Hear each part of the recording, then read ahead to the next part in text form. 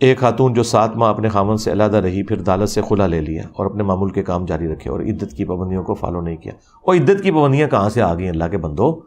इद्दत की पाबंदियां सोग की शक्ल में होती हैं जब खामन मर जाए।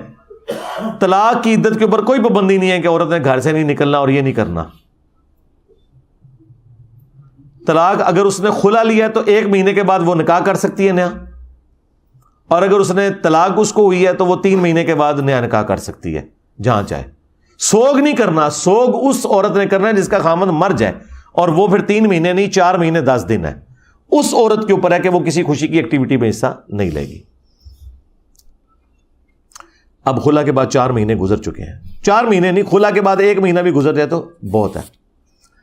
लेकिन जिस डेट को खुला हुआ है ना, उस डेट के बाद वो महीना शुमार करना। ये नहीं है कि वो 7 महीने से घर बैठी है तो आपको कि जी 6 फालतू हो गए ना, नहीं, उस दिन के बाद उसे काउंट करना होगा।